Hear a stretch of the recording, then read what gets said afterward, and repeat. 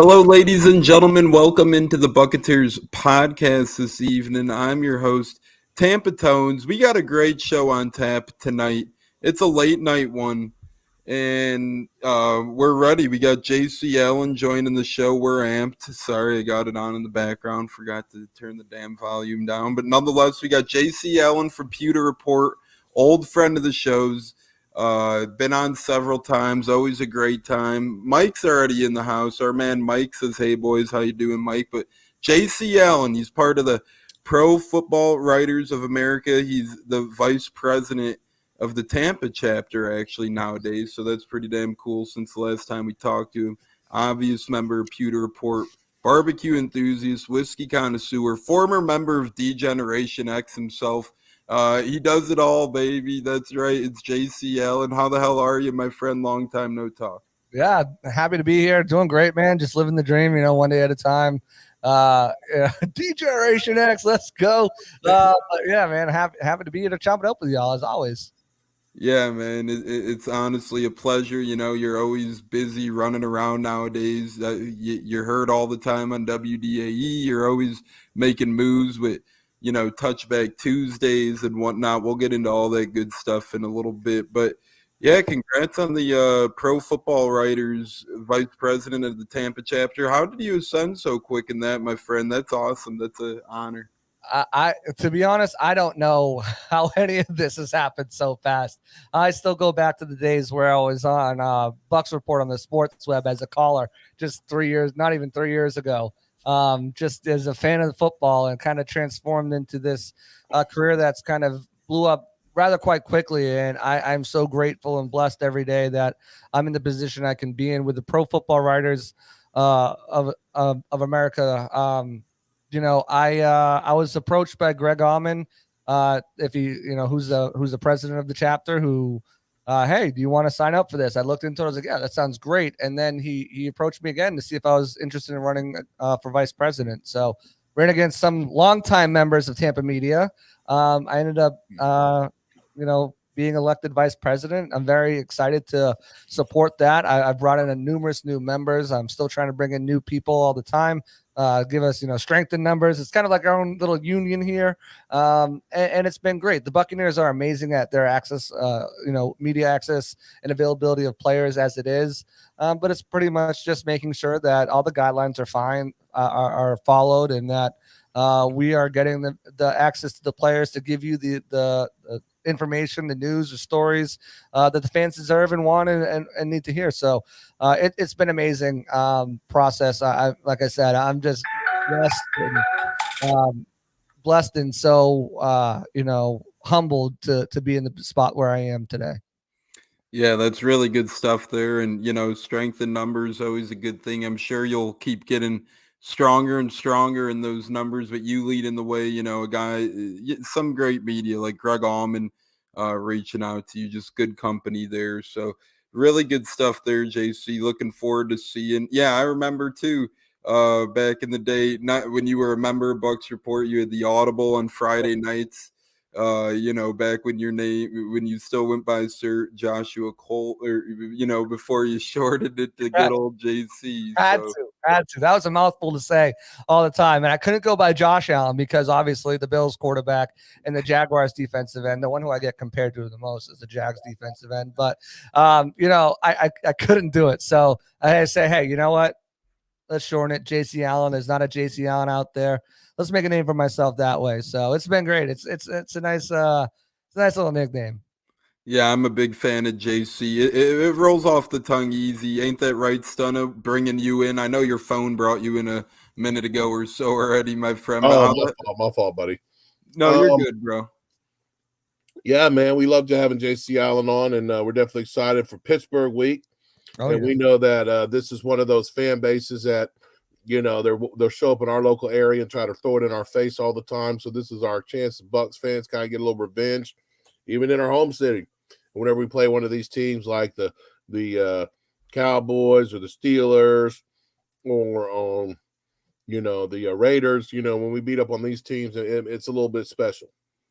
Yeah, those teams travel very well, always travel well. So with the Steelers not doing too good, I expect to see quite a few red, white, and pewter jerseys in the stands. Maybe yes, I definitely hope we can take over the stadium, come in there on them pirate ships, the Three Rivers, drop off our crew, and have a regular mutiny going on in the stands, another Buccaneer invasion.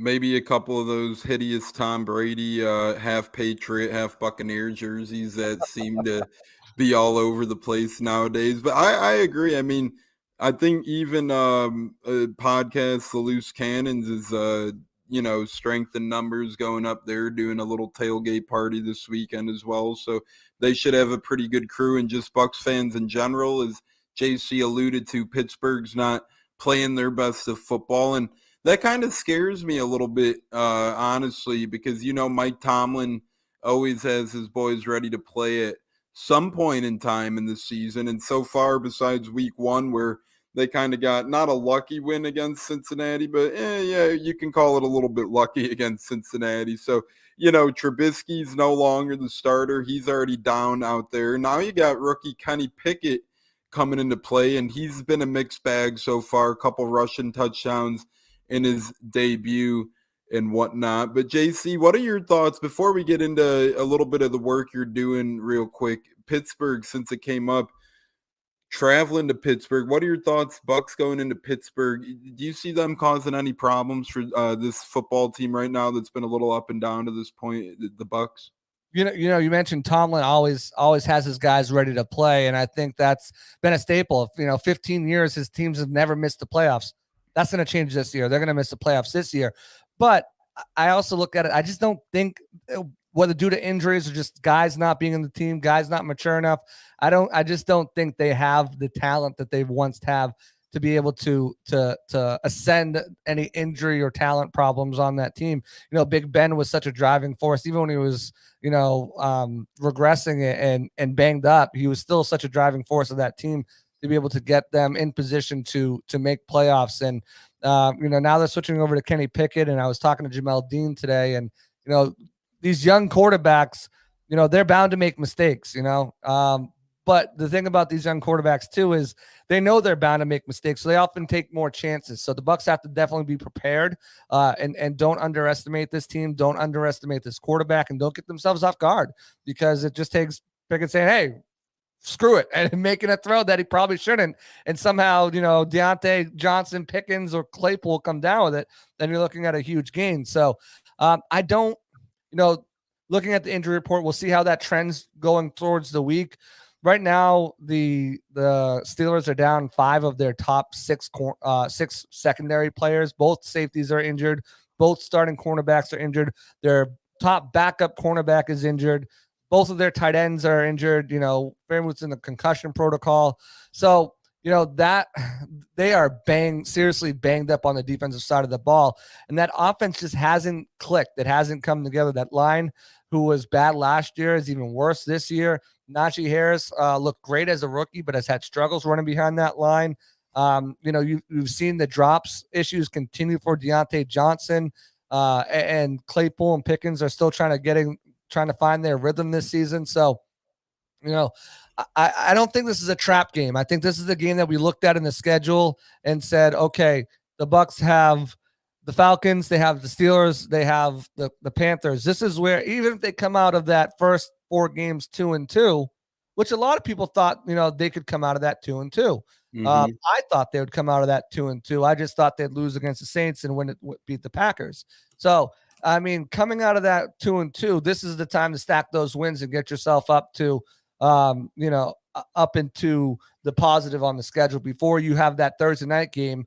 And we know Thursday night games are wild, but it's against the Ravens, and then you get the Rams, and then you go to Germany and then you finally get your bye week. And then it's another mini stretch of tough games against, Cleveland, who still has a very sound, solid defense, no matter, and a solid rushing game. And if the Bucs can't turn the running game around, now that's a scary game, because Chubb can run all over you. They got the Bengals who have not played up. And then San Francisco still got a good defense. They've got the Cardinals. They've got the Saints. They've got some really tough opponents in that second half. So this is a spot where if they're going to make a run, they need to find this. And, no team's soft. it's any given Sunday, but if you look at this Steelers team, they are banged up. They're not playing good football right now. Their offensive coordinator's not doing a good job in putting their players in position to succeed. And I think this is the game the Bucs should win easily. I really do. I don't think they're going to overlook anybody, especially after losing 2 at home. I know Coach Todd Bowles is going to have them geared up to play this game, not overlooking them. So, they're going to come out there, and I think that they can put up 30 points on this team, I think, pretty easily. I'm not saying they're going to go out and blow them out like the Bills did last week, but I think realistic expectations for this team to hold the Steelers under 20 and put up over 30 isn't out of the realm of possibility. Yeah, and Mike saying we are ahead of ourselves one game at a time. I think JC is just pointing out that these 2 games are actually big because the schedule does get so tough down the road, and we can't overlook these games, actually. So I agree in that aspect where these are kind of, not must wins, but you got to get these. They are must win. These games are must win games for this team. Every game is a must win game in a long season, especially, in the NFC where, while the Eagles have a pretty good lead and both the Giants and Cowboys are 4-1, the main competitors that you were looking at coming in here, the Packers, the Rams, those guys who you thought were going to be tough teams, they're hovering right around where you are, 3-2, 2-3. So, I think that when you look at these next 2 games, they are must wins, and you can't overlook any game. I'm not saying that at all, but I'm just saying, this is the spot on the schedule where you beat Atlanta barely. You beat them by 7 points. They almost came back on you. And if not for that, as Mike's alluding to, that pass what is it called? Roughing the passer call. I mean, who knows what might have happened at the end of that game.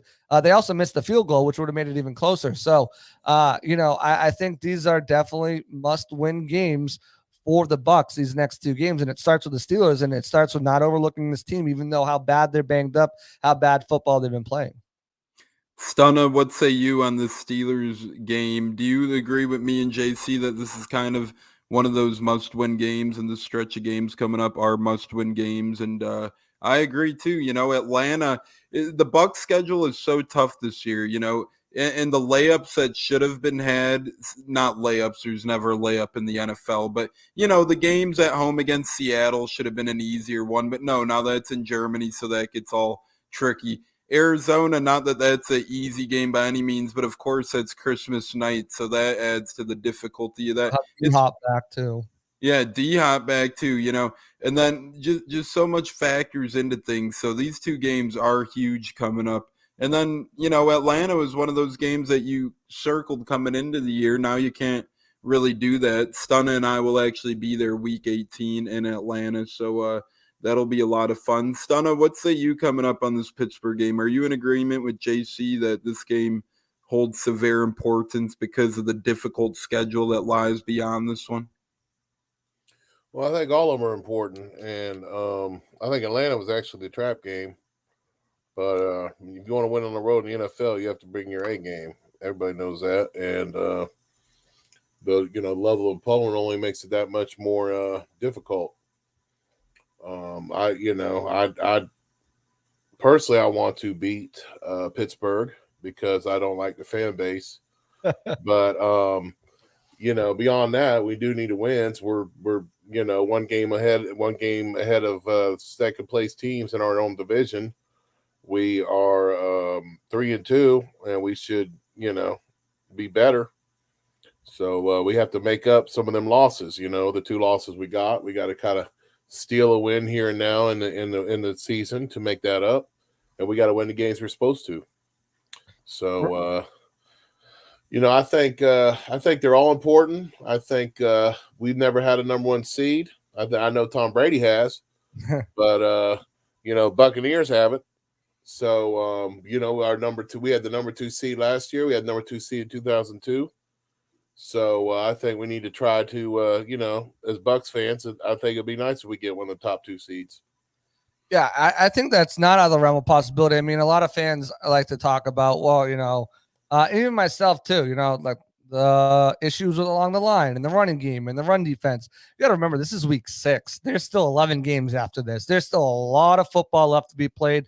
Normally, we'd be done with the first quarter of the season with that extra game. Now there's 5 games, so this doesn't really break into quarters. But this team, didn't have the full experience to get to kind of figure out what their identity was in that first quarter because of all the injuries. So they're still working on that, finding that. I think this is a game that you can go in there and say, okay, let's kind of figure out what we want to do. We're going to have most of our weapons back on offense. Our offensive line is going into their 6th game, more continuity. Remember, Donovan Smith missed 2 games. So now he's back for his 3rd straight game. You look at what the Steelers have, they rank near the bottom of the league in almost every statistical category. Total offense, 28th. Rush offense, 29th. Pass offense, 23rd. Total defense, 30th. Rush defense, 23rd. Pass defense, 30th. Points scored, 30th. Points allowed, 25th. The only areas that they're even in the teens with are sacks with 10, and Ali Highsmith has had 5.5 of those with TJ Watt out. Sacks allowed, they've only allowed 11 sacks. So, and then the one area that you have to look out for is a turnover margin, which they're ranked tied for 9th with a +1, but 3 of those have come from Minkah Fitzpatrick, and he might not even play this game. So, you can't overlook this team no matter how bad they look on paper, no matter how bad they look on stats-wise. But, I think the Bucs are going to find a way to kind of get right against this. Now, a lot of it's going to be what they're going to be doing is trying to bring Cam Hayward, number 97, putting him against Luke Gedeke, much like everybody else has done with Grady Jarrett, Chris Jones. The list goes on and on. Kenny Clark, David Onyemata. So he's going to have a tough challenge, and he's going to have to prove that he's up for it. But if you look at the guys who they have on the second and I won't even get into the 3rd level because who knows who's going to be there. Alex Highsmith, Miles Jack, Devin Bush, Malik Reed. These guys are guys who are limited athletes. They don't have top end speed. They're not super physical. They're not those brand of Pittsburgh Steelers linebackers that we're used to. TJ Watt's the only guy there. And Larry Foote's pointing it out. Like these guys probably pointing it out. These guys are not the guys who was around when I was playing. There's no James Harrison. There's no, dang it. Now I forget the guy's name who was on the outside linebacker forever. There's none of those guys out there. So if the Bucs, I think they'll find some good success in the tight end game with the running backs again. But also depending on the cornerbacks, I think they should be able to air it out. I mean, if you're out Cam Sutton and if you're out Witherspoon and such, they're going to be able to have their chances to be able to take shots down the field, move the ball at will. And I just don't know if the Steelers will be able to stop them. I think this is a game where they start to figure out this is what we want to do. This is what we want to be. This is how we're going to play our football going forward. Now that, they've got a better picture of who's available, who's not available, what everyone can do. And some of those other great linebackers, Lawrence Timmons, Joey Porter, some of those great ones. Porter was the one you're thinking of. Yeah. And his son's a beast, man. On Penn State, a way different story. And Mike says it too. Yeah, Joey Porter. But yeah, you're right. This Pittsburgh team, the defense you used to see back in the day, the steel curtain, it's not quite existent there right now, but they still got some ballers. I mean, Fitzpatrick, he could put on a good performance any given time he takes the field. He's healthy. He's dealing with the knee. And yeah, that is true. Like that's the biggest thing for the Steelers team is who's healthy, who's not healthy. And that's why, following this injury report up throughout the rest of the week is going to be key because depending on who plays, even for the Bucs too, they've got some guys on the injury report themselves, but specifically for that defense, man, they are banged up in the secondary and banged up pretty bad. Bucs secondary looking bad too, though. You had Carlton Davis come back. He was a full participation with that hip. Talking to Mike Edwards, he was limited, but I think he's full to go to play. Obviously, not having Logan Ryan hurts out there, but I think Keanu Neal can step into that role and fill it admirably. Sean Murphy-Bunting's probably not going to play. I would not expect to see him out there.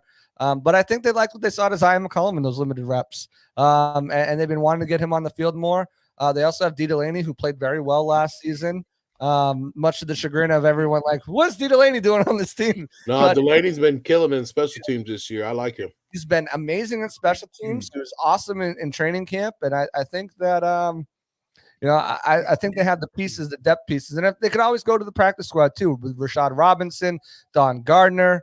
They could bring up Nolan Turner if they needed a safety help there. So they've got some guys they can bring up if they need to bring up. And I think they're in a much better position injury-wise than, say, the Steelers are at this moment. Even though there's a lot of guys on that list, some of them we knew weren't going to play. Logan Ryan's already been ruled out.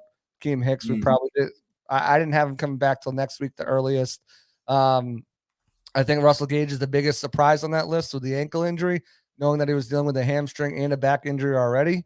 Now with the ankle. So, but, I think they can get by with Chris Godwin, Mike Evans, Brashad Perriman, Scotty Miller, Kate Otten, Leonard Fournette, Rashad. Well, I think they're good there on the skill set front. I just feel bad for Gage himself, and in terms of first year in Tampa. I mean, you look at that payday and you're not feeling all too bad. But I mean, in actual terms of him incorporating himself in the Bucs game plan, we've seen what a banged up Russell Gage was able to do against Green Bay. I know he had that big fumble, but he still had 12 grabs in that game. Right. An important touchdown. I just feel bad for him overall. But like you said, it's not going to be short characters on that offense, especially with the emergence of Kate Otten last week. I mean, what a game that kid had. He balled. Right. Yeah, he's a guy I've been high on. We've talked about in the group chat quite a bit. Been high on him since January. I had him, Rachaad White, and Logan Hall going to the Bucs in my original mock draft when we did our Bucs battle plan. I've been really high on those guys, and they've all come through.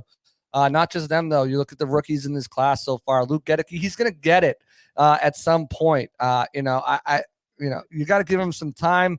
The only problem is with the time, and I wrote an article about this, is you're protected for Tom Brady. So all it takes is one bad pass rep, and we saw that against Grady Jarrett, that first play of the game where he just blew Gedeke up and let him get by. The second play of that Leonard Fournette's 12-yard rushing, he threw Gedeke on the ground. So, I think he'll be fine. I know Will Golston talked him up a lot today as well. He's got a lot of confidence in him, but you look at Jake Camarda, he's done great. They've definitely hit on a bunch of these players, and we'll see what Zion McCollum can do coming up. Keith has been great as a 6th-round pick as well. So he drafted a lot better since BA got here. Yeah, they've done a good job in the draft, and all these guys have made definitely some good contributions to this team so far, and continuing that. But Kate Otten, I think I think he transcends into tight end 1 before the season is over. I've always been behind him. I just thought that he might need a year to get acclimated to the game and might need a year to put some more muscle on his frame, just at 245, getting up to that 255, 265 muscle. If he does that this offseason, he's going to be a problem in the blocking game, and he's already been pretty dang good so far. So high on Kate Otten. Glad he got that breakout game last week. It shows the trust that he's building with Tom Brady. And even if Cam Brate comes back, his blocking prowess was going to keep him on the field. I think maybe potentially in series over Cam Brate as well. I think so for sure. I mean, if especially the way he looked last week, nothing against Cam. I love Cam Brate, hometown guy, one of my favorite players on the Bucs. But Kate Otten just looks like a breath of fresh air out there in that tight end spot, in that tight end room. Stunna, what say you before we get a few questions here for JC from Mike and Cleve and me? Stunna, what say you on Kate Otten? I like what he did last week. I think he's been developing into, a very good tight end. I don't know, kind of spoiled, man. I like to see that elite player in that position, but we just haven't had that. And but I think that him and Keith have done an admirable job in their roles. I'd love to have an elite player there, but they're not always available. They're very rare. So I'll take what we got. And I like what we're doing on the outside with the receivers. And I just want to see us run the ball better. I'm a little worried about that versus Pittsburgh's front.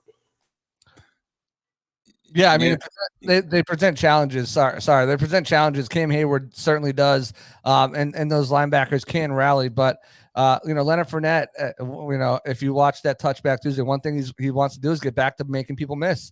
imposing his will, Mm-hmm. and breaking those tackles and picking up those extra yards. So he did a good job of that last week, albeit it was more so in the passing game than the running game. But if you go back to that game against the Cowboys, those cornerbacks didn't want to touch him anymore. They were done by the end of the game.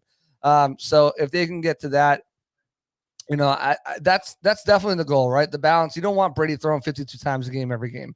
You just don't want that happening at his age. Now he can bounce back and recover from it, and I don't think there's really, he threw for 50 yards. He's going to be injured next week, his shoulder, whatever. I don't think that's going to be necessarily an issue, just because of the way that he trains and works out with Alex Guerrero to keep his body in top shape. But again, you don't want to become that one-dimensional team where it's causing other teams to not respect the running game, load up in the secondary, play more nickel and dime, and because they can stop you with 3, stop you with 4 on the front. So they definitely have to change that around. They've been using the last 2 weeks at least, using the passing game, short passing game, Leonard Fournette in the flat, short routes to Kate Otten, supplement that. But I 100% agree. You got to get the running game. You cannot have a non-existent running game in the NFL if you want to consistently win games. Some teams can do it, and if you look at it, Tom Brady even said, looking back at, when he was with the Patriots those early years, and the league has changed. It used to be a more physical game. You could hit people. You could impose your will on people. You won a physicality, won in the trenches. That's how you won games, was being a more physical player, especially games that you maybe were outmatched against. Who's going to be more physical? It's become more of a finesse game now. It's been more about skill positions and receivers and these guys making catches. And we've seen that with the rule changes. So, the Bucs have the talent to do it, I think, both ways. I'm with you, son. I want to see a little bit more of it in the ground game as well as the passing game. And I'd like to see it as soon as this week. Yeah, back in the day, the Patriots and Tom Brady, you had the Lawrence Maronis, the Kevin Fox of the world, the Ben Jarvis, Green Ellis's, those guys. Now Leonard Fournette imposing his will. We'll get to Touchdown Tuesday in a minute in your episode with him there, as that was incredible, and kind of what you've been doing with Pewter Report there and whatnot. But I think he said, when do you have to declare your game roster? An hour and a half if you're referring to game day for inactive. Right. It's an hour and a half before the game. You think that's what he's referring to, JC? Yeah, I think so. Just because, I think we were talking about injuries when he talked about that question. I said Friday we'll get a better picture. Usually that's when coaches will give you the heads up. Hey, this guy's ruled out. This guy's a game time decision. This guy, so we'll kind of get a better, what I meant by that is Friday we'll get a better picture of who's practiced all week. Because usually guys, if they don't practice Wednesday, Thursday, Friday, they're usually not playing in the game. So, we'll get a better picture Friday, but we'll have that clear picture, obviously, an hour and a half before the game when the inactives are listed. And the guys who were game time decisions went up on the field, warmed up, see if they could make it. It is what you kind of find out. Going to your next question. Julio didn't practice this week. Talking to Todd Bowles on Monday, it seems like they're going to let him feel good till he's good. They don't need him right now. They feel like they've got enough guys there that can handle the job. Julio, I think Julio, this was one of the big fears of a lot of people when the Bucs signed Julio was, will he be healthy? Will he be healthy? Well, it's not his hamstring, it's not his hamstring. And you got to commend the guy. He got a partially torn PCL laying out for a catch, a big deep bomb. It's one of these things that it's not something that it's a soft tissue injury. It's a ligament issue. And while I agree with most people and most fans who said, well, they should have just put him on IR, instead of rolling him out there for a little bit, taking him out, monitor. Same with Hicks, right? Or no? Yeah, I think probably Hicks too. I think by the diagnosis, they maybe thought that Hicks could be back for the Steelers game. I always thought this was too soon. I always thought that he was probably going to be Carolina the earliest. But yeah, I mean, both of those guys clearly could have went on IR, opened up a roster spot for somebody else to come and make an impact on the team, or at least get reps. A younger guy on the team to get reps. So, the way you look at it, I don't know how much longer Julio's got to be shut down. Is it too late for them now to put him on on IR to lose him for 4 weeks? Is it a situation where you don't want to put him on IR for 4 weeks at this point now? Because, while he potentially could go, and Bowles said he potentially could have gone against the Packers, is it worth risking it right now? Not having that guy there in case, let's say, knock on wood, Mike Evans goes down, Godwin goes down, Gage goes down. If Jones can give you something, it's better than nothing, right? So I don't, looking at that situation, that factor. I just want Jones and Hicks for December. Right. That's exactly. And that's what I think most fans have to realize, that having those two veteran players who do have a bit of an injury history, it's more important to have them in December, January, February football, maybe perhaps, than it is to have them for early October football. And I think that kind of gets lost on some people when, they're excited about players and excited to see what they've done, especially Julio. I mean, that first game, he was one of the fastest players in the NFL on that end around and that deep ball that he got injured on. It's exciting. And then now you don't see him, really for 4 or 5 weeks. So I think Julio will be fine. I don't think he plays this game out of precaution, but I think he's back. I think we see him back before the Germany game. Cleve and Me Wrestling Podcast says JC as they're watching. They're chanting for JC Allen. The millions. No, the millions. Finally, JC has come back. It's the Buccateers podcast. Oh, man, you could do it all. During the hurricane, you were getting your Game of Thrones on, I believe, out there. So night is dark and full of terrors. And now you're even doing Touchback Tuesdays on Pewter Report. Do you have anyone else lined up in that, and kind of go over that a little bit? How fun is it doing that, sitting down with Bucs players on a weekly basis, kind of picking their brain a little bit? If people didn't watch last night's yet, JC and Leonard Fournette sat down together. They had an incredible time. It was only a good 20-25 minutes, so it's really an easy watch. It's a fun watch, and at the end they have a lot of fun. They do a video game draft, even of the original Nintendo games. It's incredible. JC, elaborate on how fun doing that is for Pewter Report. Yeah, it's amazing. When part of the reason why I wanted to do this is because listen to radio when I was younger and stuff like that. They'd always have a Patriots player on Tuesdays or Mondays or whatever to kind of break down the game and kind of shoot the breeze with the guys on there. And, the radio stations don't do that here. They have obviously an amazing episode with Casey Phillips, who's the team's reporter. She sits down with a player every Tuesday, and then every Wednesday, usually with Coach Bowles and another assistant coach or someone in the organization. But, I think what I wanted to bring was just that I wanted to bring that to the fans. That's the biggest thing. Being a fan of football, being someone who still remembers, I'm not one of the older guys who's been doing this for 20, 30 years, and I'm so disconnected, being a fan of football, I know what fans want. So I wanted to bring that to them. And it started off with Antoine Winfield Jr., then we had Jamel Dean. Then the Hurricane Ian came and kind of blew things up the last 2 weeks. But I was able to sit down with Lenny and really have some fun with him. And the guys are really great. They're generous with their time. Tuesdays are their off day. So, they really don't have any obligation to do this with me. And it's been a blast, kind of getting to know them, talking with them. The open locker room, now that those are back up, has been such a blessing to get to know these guys. Me and I can't give my next couple of guests away.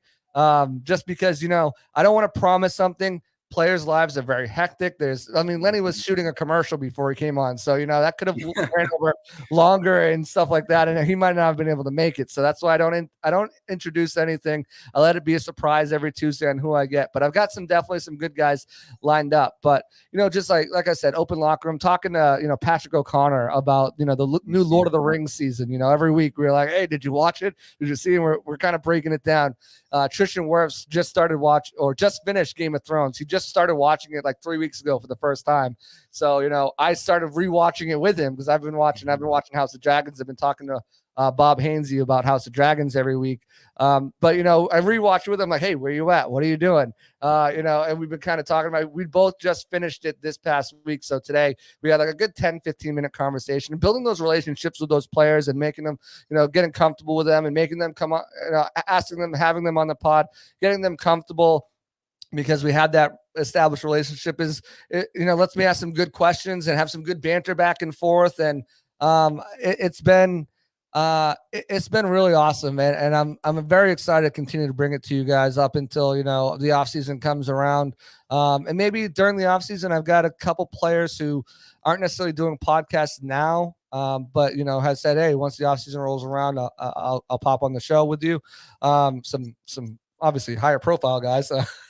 So, excited to do that, excited to bring that to the fans because I think it shows them some of them in a different light. I just started the draft this week. I'm going to be doing that for the rest of the season.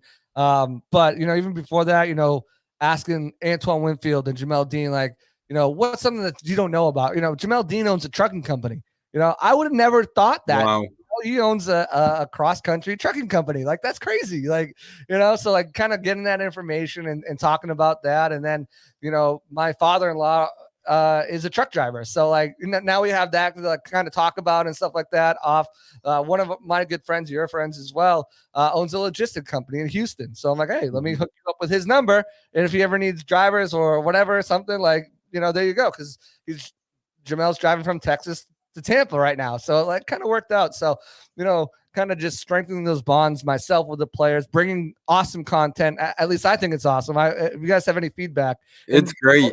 People let me know, give your guy a heads up. So my next guest, I already told him today, I'm like, hey, we're going to do a draft. We're going to bang out what our topic is next week. So we come fully prepared. But if you guys have any feedback or anything, I look at all the comments. I appreciate all the love and support you guys have given me. One person said, it's one of the best things at Pewter Report right now. And that just makes me, like I said, I'm blessed and humbled to be in my position.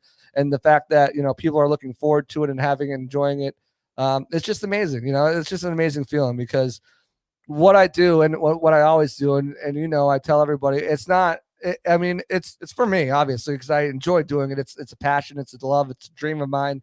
But it's for you guys, I'm trying to put out the best content that I can, whether that's written, whether that's Twitter, whether that's video, whether that's podcast, whatever I'm doing, it's for you guys to give you the best content on your team, on your favorite team that you have gone through so much shit with and now you're experiencing some glory days, and I want to give you guys the best content you can. So happy to do it, and I'm happy it's going over well with a lot of the fans. And you're literally everywhere, in a great way. You're in all the press conferences. You're on WDAE, all three shows, Beckles and Retcher, Pat and Aaron, and Ronnie and T-Crass. You're doing all this for Pewter Report. Touchback Tuesday, it just doesn't stop for you, my friend. Stunna, I think you could allude to it as well. All the great stuff that JC's been doing for Bucs media and whatnot.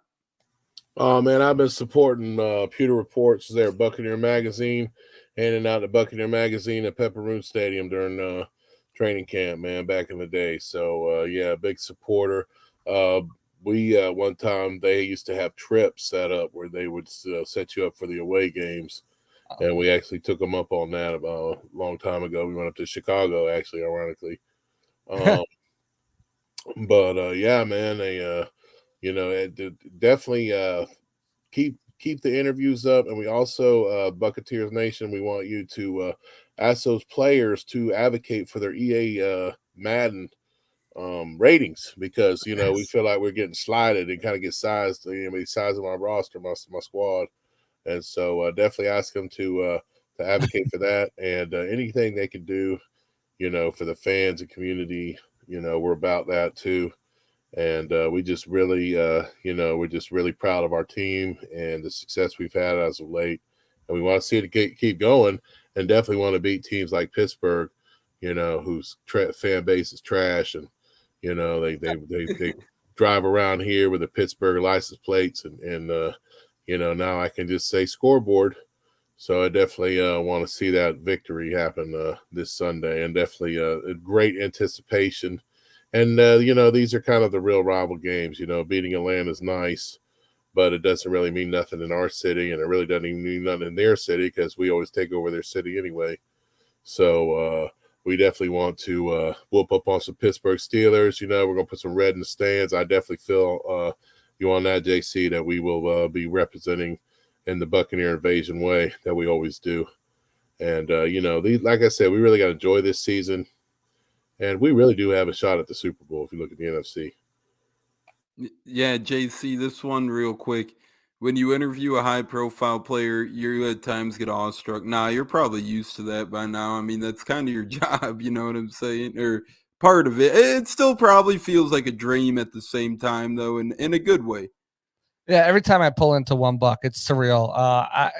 I'm still getting to the point where I feel like I belong there. I'm like I said, I'm just so humbled and blessed, and would never have thought in a million years this opportunity was even available to me. To be able to do it and to be able to do it at this level is just it's surreal at points. I'm not gonna lie. I don't get awestruck. A lot of the guys.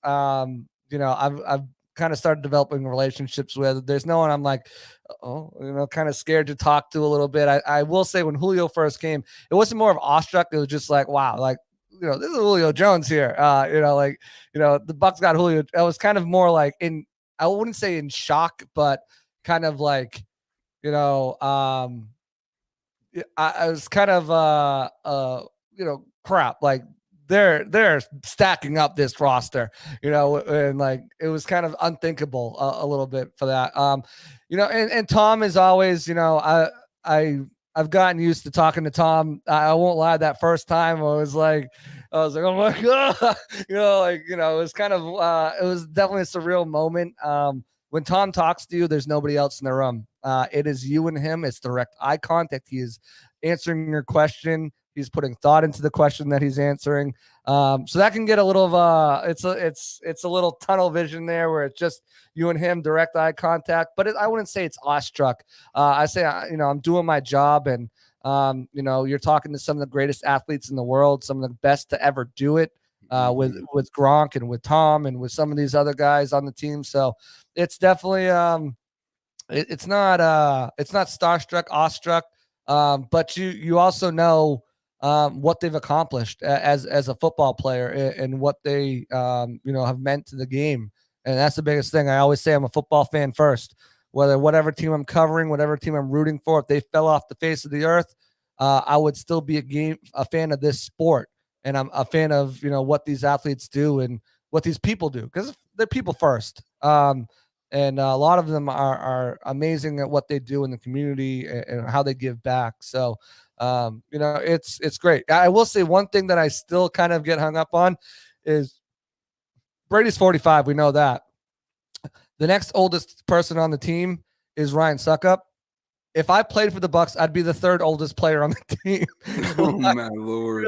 I'm running around with these guys and talking and shooting the breeze with them. And like some of these guys you would think were older than me, just the way they look, or it's one of those things where the NFL, there's such a short career, for the most part. You forget how young players are. Like Lenny, I was like, I talking to him yesterday. I'm like, I'm much younger than you. And I looked back and I thought he was like 29, 30, something like. He's 27. I'm 8 years older than him, So I'm watching the videos and my son, he's like, he looks the same age as you. It's like, right. It's crazy, how you look at some of these things. But no, it's been great. I'm not starstruck by anybody. Yeah, it's like me and Lenny F are the same age. How does that make any sense? Right. You know what I'm saying? That dude, I mean, yeah, he does a lot better than me, but he also looks a lot older than me. So, but nonetheless, that was awesome stuff. Yeah, I'm sure every day is a damn dream for you, just going into $1 and being like, and we appreciate Bucs media that is cordial and respectful to our players instead of condescending and abrasive. Right. Yeah. I mean, it's a fine line, right? You can't, and I think that's what helps me too. Even though I'm developing these relationships with these players, I have to stay unbiased and not being a Bucs fan. Mark Cook did an amazing, rest in peace. Amazingly, he was one of the, most unbiased writers in Tampa, and that was his childhood team. He grew up loving the Bucs. But I try to stay unbiased, and I've got a good relationship with Luke Gedeke, and I just wrote an article about whether Eric Flowers should come in and replace him, and I talked to him today, so it's like these guys understand, they know we have a job to do. They know they have a job to do. They're not doing it well, we're going to write about it. If they're doing it well, we're going to write about it. I try to highlight a player every week with my Game Changer article that comes out. And, obviously when praise is due, praise is given. When there's, players aren't playing as well, it's something that we're going to talk about it as well. That's the world we live in sports media. So,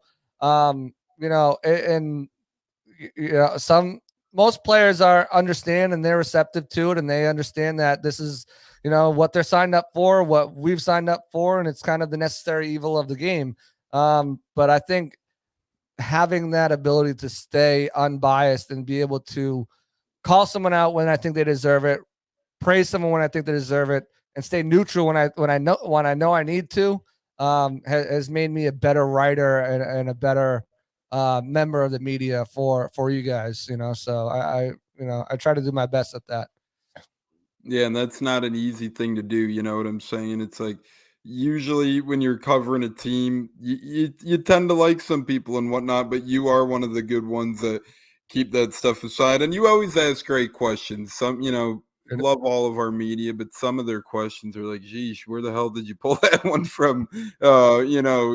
Specifically, you could tell even some of the past coaches, BA and Bowles, they get a little annoyed at some of the questions here and there. But again, you guys are doing your job, and most of you do a great job at that. So, and all of you at Pewter Report really do a great job at that. So we appreciate all you ladies and gentlemen at Pewter Report, bringing Tampa the great news that you guys do. So we're with JC Allen, as all you know by now, friend of the shows from Pewter Report, as we keep making our way through the Buccateers here. It's been a fun 47 plus minutes to this point, and we still got a couple things to go. Score predictions, player of the games, things to look out for, and that sort of nature as we wind down here on the Buccateers. And it's a beautiful Wednesday night. We still got a couple days to go until kickoff, so let's get right to it. Score prediction.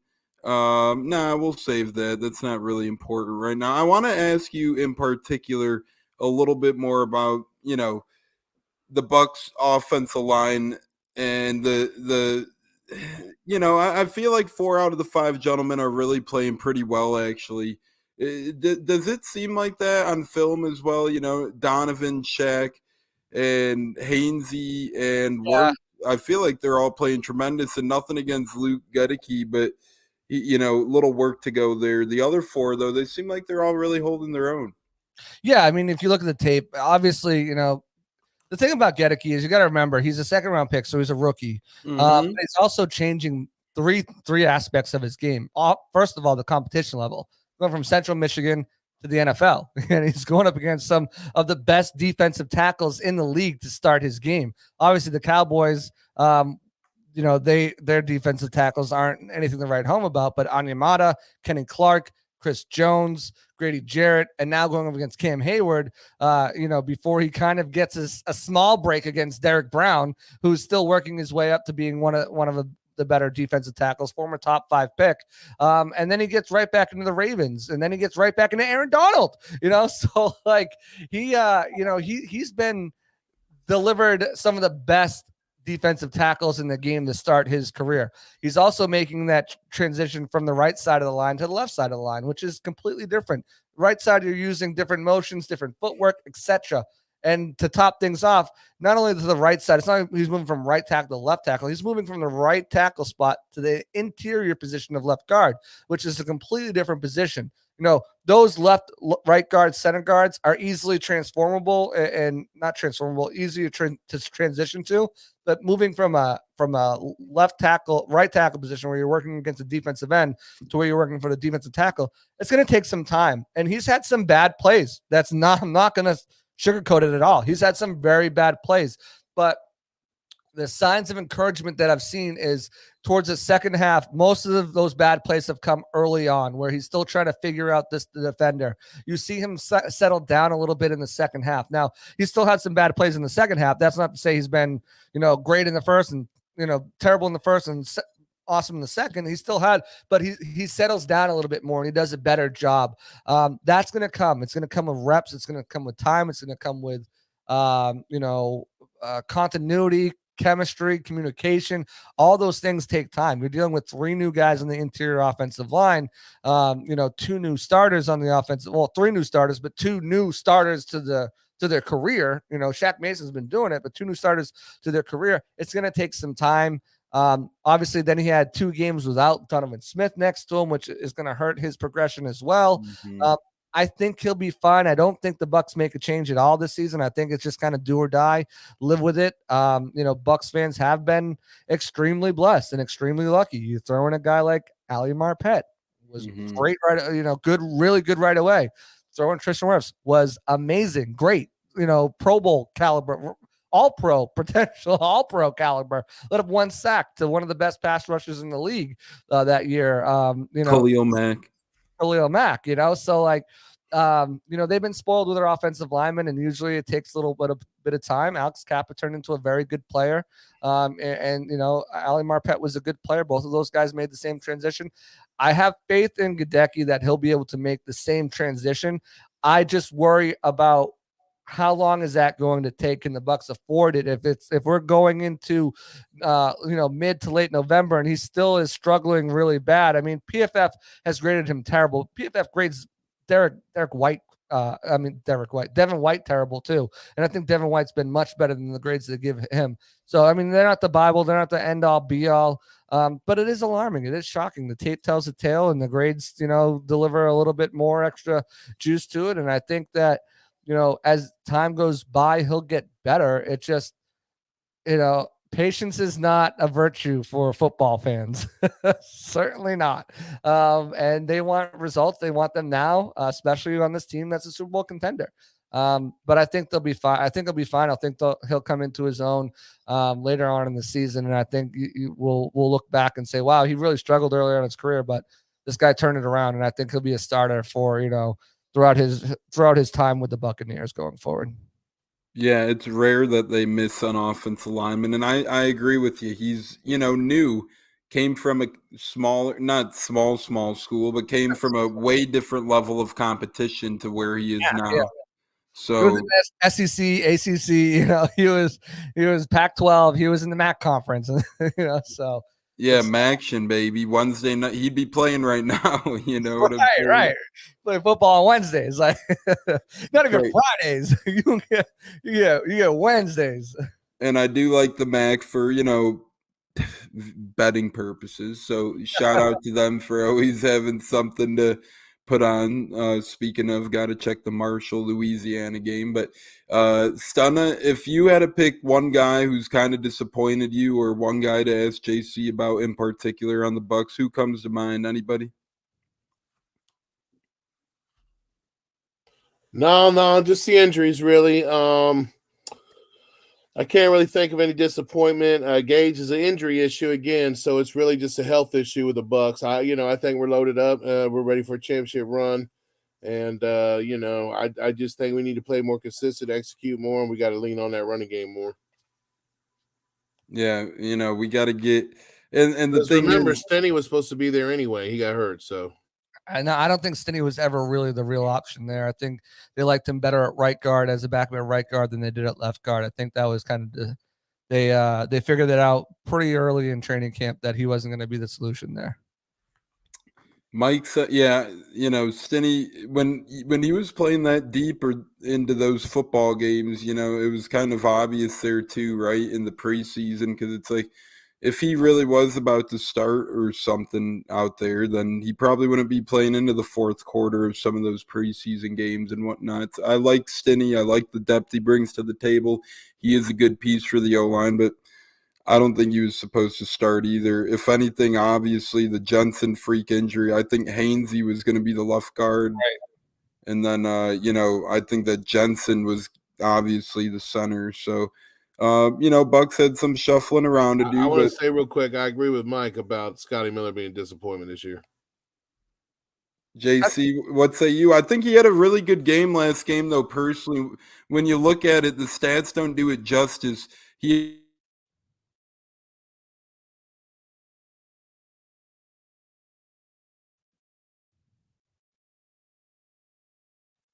Go ahead, JC. What do you think about Scooter? Yeah, I wasn't sure if that was me or him or whatnot, but I think, stats didn't do his job. He had a really nice block on one of Lenny, could have been Rashad's. He had a really nice block on a running play. The thing about Scooter is they haven't been using him the way that I think he's utilized best, and we saw them utilize him. Obviously, Brady missed that one throw, underthrew him severely. That would have been a touchdown, and the other throw, there was defensive pass interference that wasn't called. So two of those plays that could have been huge plays for Scotty, and everyone would have been like, "Oh, Scotty's back!" Didn't happen because of one or the other reasons. You saw him, get kind of gritty and hold those cornerbacks who expected him to go deep and cut into those dig routes and make some key plays. He's been trying to work on his overall game all offseason, by putting more muscle on, being able to be more gritty and take those balls over the middle of the field, and not just be that deep route play. But if you go back to 2020 when they utilized him as a guy to taking the top off the field, he was really, really good. And I think if they can get back to that and then utilize him in a couple different ways that they were using him on Sunday, I think that he's got a really good chance at being a contributor on this team. I think, the way that he's obviously got top end speed, they can use him on end arounds and such. They haven't used him. They didn't use him like that on Sunday, but I don't know if you can call a former 6th round pick and someone who was buried at 5th, at best on the depth chart, a disappointment. I know he had those couple drops, a couple games ago, and that was kind of, you were upset about that. But how about Kyle Rudolph? Yeah, that's a guy you can say is a disappointment. I thought that he'd come in here and help solidify that tight end position. He's only been active when injuries have, or and Cade Otton's, when he was out that 1 week. That's a guy I think you can say a disappointment, making a little over $2 million, only seeing the field when someone's hurt. That's a guy I think you can say is a disappointment. And I think that might be a placeholder until end of November, beginning of December, until you get your elite tight end back. No, well, there you have it. I mean, I like that talk.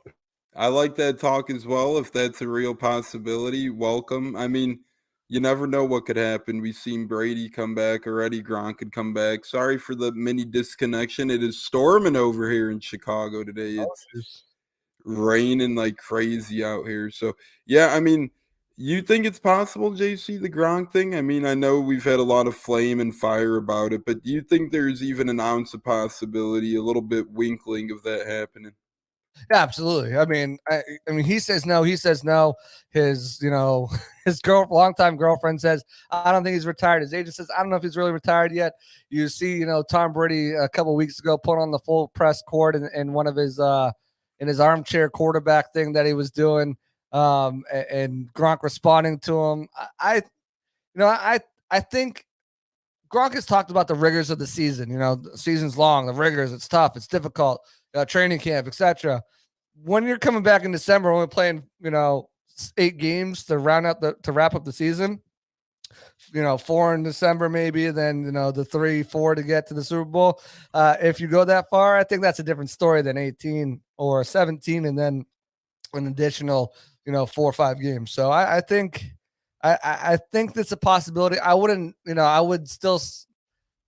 I like to lean on the optimism side. So I'm not going like, 70%, but I think there's like a good 55, 60% chance that he comes back. That would be awesome if he does come back. Hey, I'll take that more than not. No, I'll take any amount of games of Gronk, whatever shape he's in, whatever form he's in. Right. Having any Gronk next to Brady, it makes that show better too. That armchair quarterback show didn't have the same rub as Tommy and Gronk did. I think that's why they scrapped it. I haven't seen another one yet, but I don't know. Maybe they just haven't aired them. I don't know. I haven't seen one though. I haven't seen horsing around with Devin in a while either. So I think I think Touchback Tuesdays is off to a much better start than some of those TV shows. But nonetheless, we're with the one and only JC Allen. And before we let JC go here, because he's a busy guy, he's living the life, my friends. He's all over the place in the Tampa sports world. He's just a great guy for the city of Tampa and the sports and the Buccaneers and all that good stuff. JC, player to look out for and score predictions before you bounce out of here. And also, favorite whiskey and barbecue place, my friend, in the Tampa area. Favorite whiskey, barbecue place, score prediction, and player of the game. So player to look out for. I think this could be another good week for Lenny through the air. Kate Otten as well. You look at those linebackers. I just don't know if they're athletic enough to keep up. And if the cornerbacks are missing banged up, I can see them playing a little off these guys. So they're not getting blown by, especially with some of them dealing with some lower body injuries. So I think they could have another big game through the air. Obviously, Mike Evans is a guy to go off at any time, but I think Tom Brady makes a statement this game. I think that's the player. It's kind of a cheat code to pick him as a player to watch, but I think he makes a statement this year and just carves up this Steelers defense to the tune of 400 passing yards, 4 touchdowns. I think he really has one of these games where he gets the offense back on track. As far as score prediction, I hold the right hold the right to reserve to change this because we're only on Wednesday. I want to see the injury report that comes out, but I think the Bucs have no problem getting up to 30 points. I mean, I think 34 points, 37 points isn't out of the realm of possibility for this team. 38 points isn't out of the realm of possibility for this team at all. And I think with that, the defense gets back on track against a offense that's going to be struggling. I mentioned Kenny Pickett. He's going to try to take some chances, but he's also going to probably make some mistakes. So I think they get a touchdown on the board. And then Boswell's still one of the best kickers. If they can get him into field goal position, or if maybe there's a turnover, or maybe the Bucs get a little cocky, try to go for 4th and 1 and set them up with some good field position. I don't know, maybe Camarda has a bad kick or something. Something crazy happens. They have a good return. I don't know. I'm trying to find out ways how they get good field position enough to get a field goal. Boswell knocks a few down. So let's go 37-13 right now as a score prediction. As far as barbecue places in Tampa, they don't have brisket, but they have everything else, and they do it fantastic. Conan's barbecue is one of my favorite spots to go to in Tampa. If I am feeling brisket, though, and I want to go somewhere quick and easy, 4 Rivers Smokehouse has got some great brisket. I really like them. I got a Dickey's around the corner. They're good for pulled pork tacos. Check those out. Those are pretty good. And then whiskey right now, I've been on a proper 12 kick right now. It's the Conor McGregor's whisker. I think it's nice and smooth. It tastes good, nice on the rocks. Mike DeRocha doesn't know what brisket is. I remember that.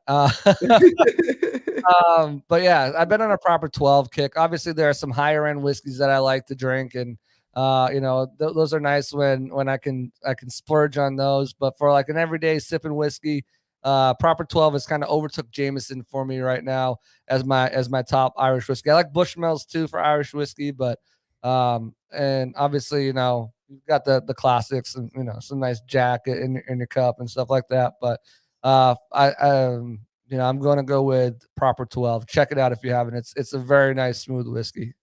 Yeah, I'm definitely going to have to check out Proper 12. I know my pops has checked it out. I know a couple buddies of mine checked it out. I have not yet. I'm still mixing my way into the world of bourbons and whatnot. So I've been on... I like to dabble in the bourbons and stuff like that. I've been more of a whiskey guy than a bourbon guy, but starting to dabble my way into there and figure out what that's all about.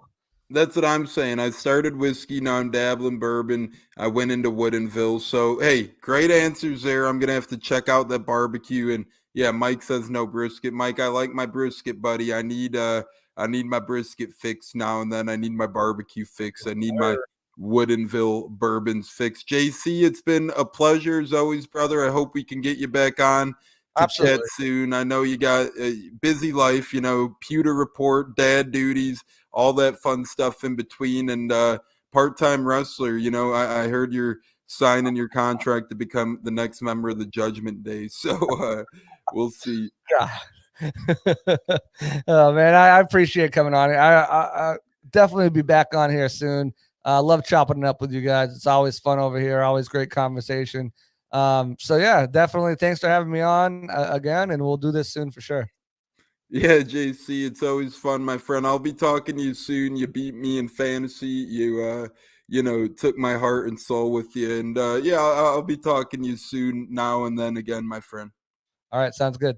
See you soon, brother. That's the great JC Allen from Pewter Report, ladies and gentlemen. He does a fantastic job covering our Tampa Bay Buccaneers. Stunner, that's some good stuff right there, brother. That's to me, that's the best in the business. I know he's a newer member of the Bucs, coverage world, but to me, nobody does it better than JC Allen. Oh yeah, he definitely has the inside meeting with the players and whatnot, and he definitely has a pulse or vibe on the team as to who is to look good and who is to not, and the direction of the team. And I think we all agree that our front office is doing a great job with the Buccaneers, and we're very proud of the job that Bruce Arians and Jason Light have done in building our team up to be a respectable franchise and one that can knock off scumbag teams like Pittsburgh and the Saints at will, and that's just what we do as Bucs Nation. But to go ahead and wrap up out of here, I'm going to go 27-10 with the Bucs over the top. Player to look out for is going to be CG14, Chris Godwin. And my favorite barbecue place is the Smoking Pig out there on 301, right by 301, just north of the Interstate 75. We got to get some of that when I come down there. Oh yeah, we're going. I take you out to Brandon. I took you to one of the barbecue pits out there by the mall, Smoky Bones. Yep, so, Smoky Bones. We on that. Brandon is the city that I come from. So, Brandon, Florida, right outside of Tampa, and not a drinker, so not on that. But other than that, man, I'm just really excited. If I have my money right, I'll probably go up to Carolina next week. But times are rough. But it's a great time to be a Bucs fan. It's a great time to enjoy our Buccaneers, and maybe we need to just in the new Bucs, kind of the Brady Bucs, we just get used to saving up for playoff games because we just get used to going to playoffs every year and winning NFC championships. And with that said, go Bucs. And Mike says, I know what brisket is. We don't have many barbecue in my city yet. So he has no brisket nearby. I know. Okay, Mike, thanks for clearing the air. Okay, yeah, but what's the city? He got to be more clear with that one. That is true. You do got to be more clear. Son, I like your score. I'm going to go with 31-17 Bucs in this one. I'm going with player of the game. I'm going to change it up a little bit. I'm going to go with Anthony Nelson. Has a nice little game on the defensive side of the ball. I think he gets after it a little bit. And, Stunna, when I get up there, we're going to hit Charlie's Steakhouse and all that good stuff. And eventually we got a Week 18 road trip in front of us to the ATL. So that'll be some good we got definitely going to take over Hot Atlanta. Show them how the Buccaneers do. Show them that Atlanta's just another Buccaneer conquest. We own the city. They know we own the city. It'd be like that. And Charlie's Steakhouse is some legit stuff. Mike says he's from Winnipeg or in Winnipeg, Canada. And he says Bucs 28-0. So yeah, I don't know too much about Winnipeg, but I know that you can order some meat that's already rubbed down and smoked, and they seal it. So, Mike, that's what you probably got to do. You probably got to order that shit in the mail, my friend. Excuse my language right there. Hey, But, I would, you could get it rubbed and smoked and sent to you. And boar's head is a good quality meat. So, that's my recommendation from Mike. Stunna, any last words? I think that was a great recommendation for Mike. You might as well get the meat prepped for you, rubbed for you, sent to you. Boom, there you go. You have it. That's our great guy, Stunna, right there, recommending the good stuff. Stunna, any last words before we go on and bounce out of here? I know we're keeping you late, and it is a Wednesday night, so we appreciate you joining us for this whole time, as always. Yeah, man. Just, glad we can have great guests on. Glad we can link up with Pewter Report. Glad that people are noticing, what we got going. We got more things coming. And, we're out and about, man. We represent for the Buccateer way. And we definitely going to let this entire United States of America know Bucs Nation ain't nothing to play with it. And Buccateer squad ain't nothing to be messed with. The cruise coming Sunday. We're going to pull our ships right through the harbor and fire the cannons. Go Bucs. I love it. Let's go. Stun is right. America knows the Bucs are here to stay. We got a great fan base. We got great coverage team right now. So much good stuff happening for the Bucs and our fan base. We're taking over slowly but surely. We're going to be taking over Pitt, and it's really been an incredible episode 86 of the Buccateers. So incredible. I forgot to run the intro in the beginning, but we'll use it as an outro. Better late than never. So we got to have a new intro anyway, so y'all just get used to the new one. Yeah, and we might have a new song too after tonight. So how about that? That'll be something, a little something special getting put together, maybe by JC and his buddy. So we'll see what's going on. All good stuff. New video, new intro, all that good stuff. And I'll tell you what, before we log off, quick. Tweet your score prediction at Buccateers. We're going to put a tweet out there as well. But tweet your score prediction at us this weekend.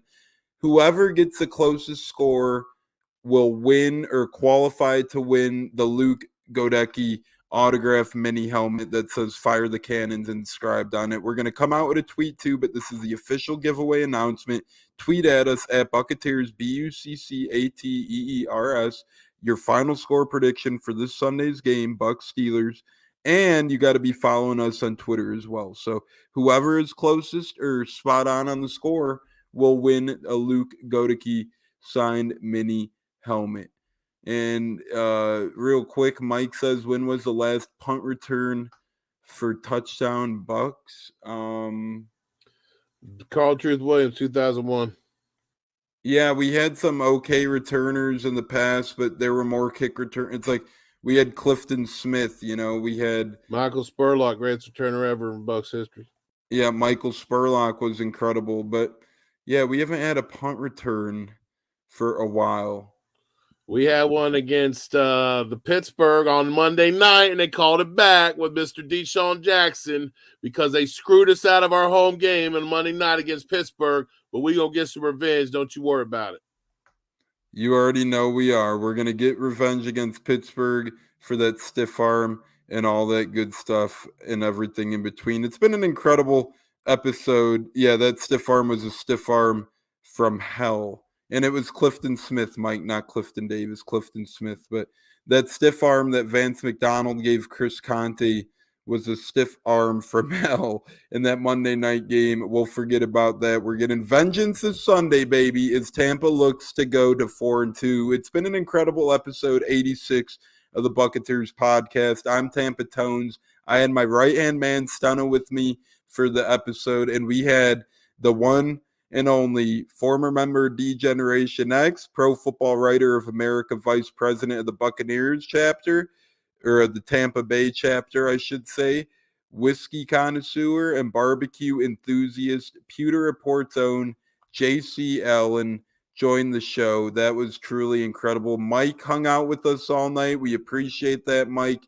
You're one of our favorites, if not our favorite, so we appreciate you chatting with Stunna and myself all night. JC as well. And then Cleve and me always chiming in as well. So we appreciate all you folks out there. We were live on Twitter for the first time tonight as well. So that was pretty fun. But as Stunna said, we're going to take over this weekend, continue our thing with Buck Nation. Mike says good night, boys. We're heading out of here as well, as we're about to hit the 11 o'clock Eastern hour. So you guys might have to get to bed out there, or might got to get lucky one way or another.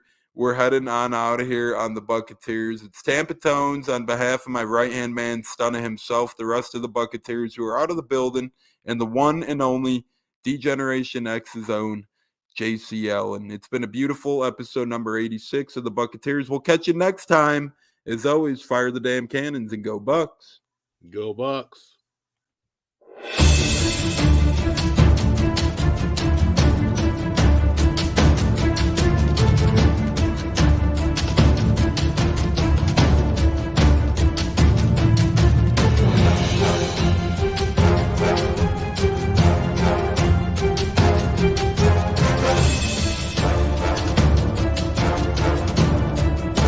Game on Sunday, man. I know you're nervous for the Rams, but you got to be a little enthusiastic after being there. Bro, that game atmosphere was ridiculous. The energy, the electricity. That place was rocking. Anyone was there, and a lot of the Super Buck fans were there too. The Buck. Tampa Tones.